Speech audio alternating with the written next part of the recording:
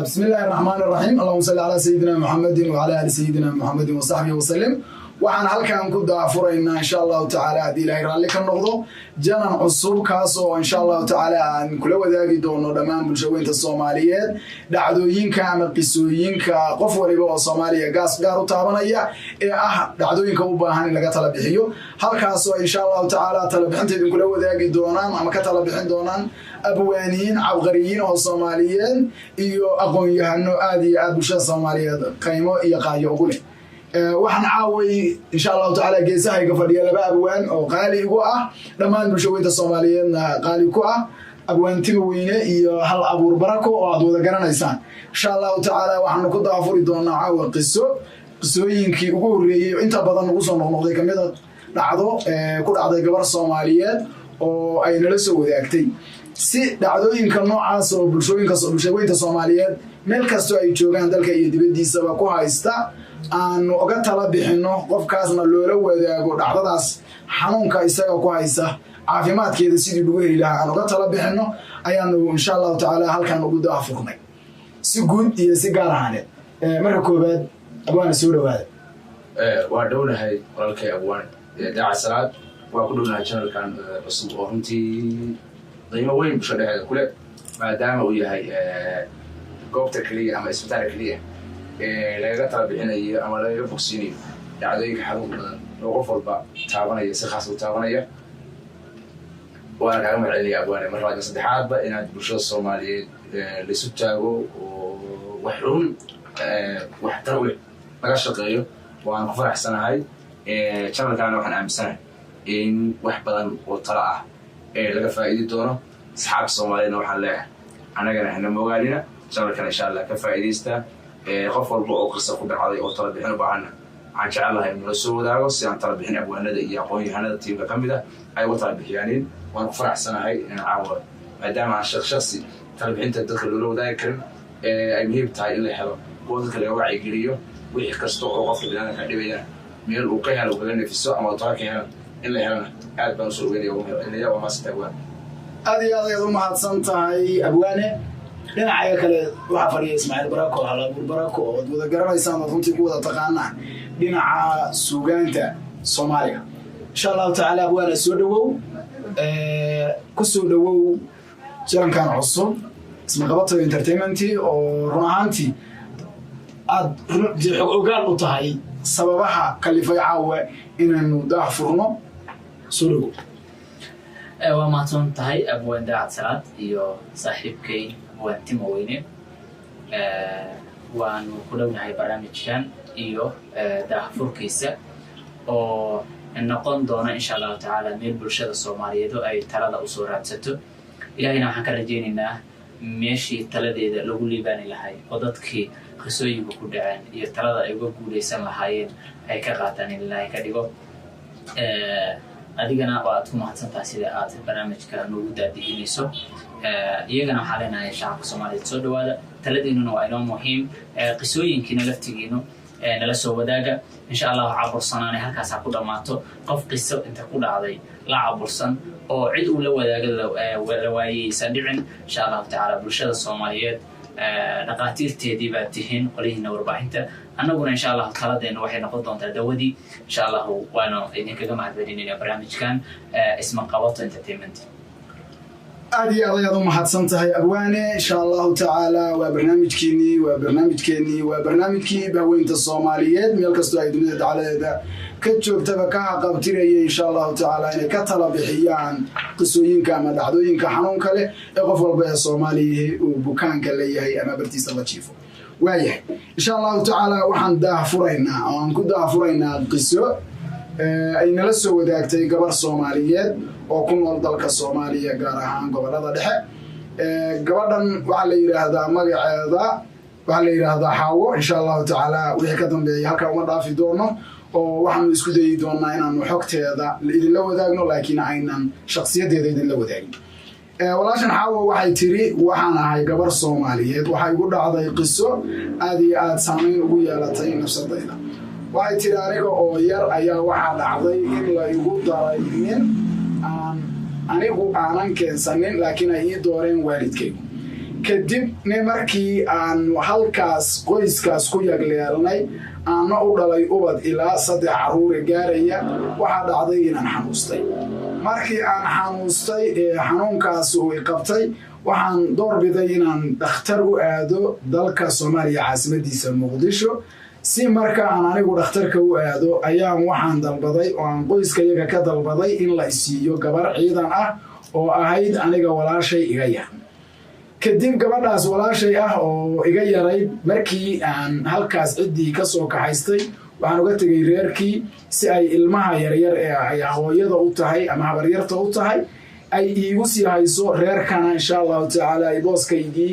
ay waxa weeye hooyadii ilmaha u noqoto reerkana u sii hayso anigu waxaan ka ay dhakhtar waxaana dhakhtarka ku marnaa muddo ilaa gaaraysa muddo dhowr bilood ilaa 6 bilood iyo wax ka badan markii aan dib uga soo noqday dhakhtarkii aan soo caafimaaday waxaan ku soo noqday dalka xaafadaydii baan ku soo noqday waxaan saimid iyadoo aysan jirinin xaaladii aan uga tagay gurigayga runtii dhacdo xanuun badan ayay sheegaysaa gabadhaas waxay tiri waxaa dhacday in ninkii aniga la siiyey ee aniga i qabay caruurta aan u dhalay reerkana aan gabadha walaashay uga tagtay ay la ii sheegay markii aan imid aan gurigii imid aniga oo isle waxaad u timid qoyskaagii reerkaagii iyo odaygaagii iyo caruurtaadii in la ii sheegay inaan ahay reerka gabadha joogta inaan ahay reerka dumaashidiis gabadhii aan anigu guriga uga tegay oo walaashay ahaydna ay tahay hooyadii reerka oo ay dhacday in intii anigu aan maqnaa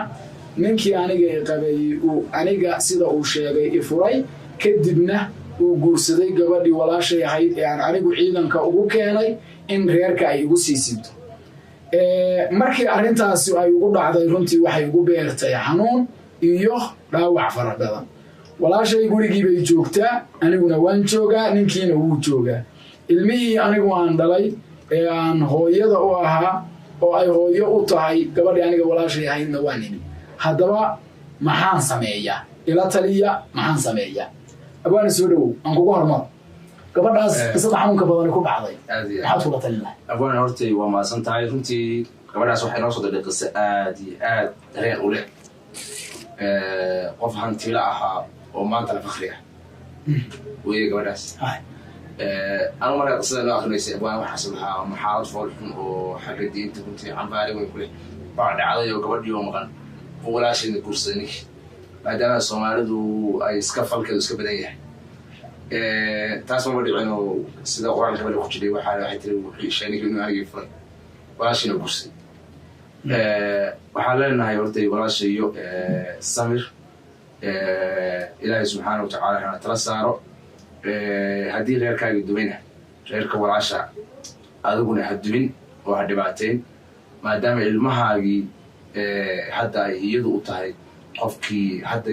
budiga uu ahaa ay u tahay waxaan jeclaan lahaa oo kula talin lahaa qisaas waa xanuun badan tahay ma aha wax wanaagsanna ma ahan laakiin iyadu inay xagga samirka badiso ilaahayna tala saarato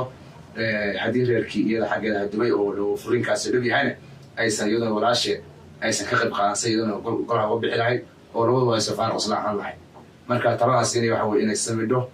ilaahayna tala saarato reerka walaasheedna aysan burburin iyadu hadda aad ayaad u mahadsan tahay abwaane run ahaantii waa rajaynayaa walaashay inay daawan doonto muuqaalkan kadibna ay taladaadaas wax ka qaadan doonto waxaa laga yaabaa inuu talo kaleeto oo taadaa ka duwan ama ka waxtar badan uu u soo jeediyo walaalkay abwaan hal abuur Ismaaciil Barako abwaane ku soo dhawow bal adiguna qaybtaada qisadaas aad maqlaysay maxaad dhiilahay horta walaasheen qiso xanuun badan baa ku dhacday waana waxa bini'aadanka waxaa la yidhi waxaadan ka filinayn oo ay kaaga imaadaan raggu waa iska damaaci oo laga yaabaa halkaas inay ka gashay laakiin walaasheed kama aysan filayn sida u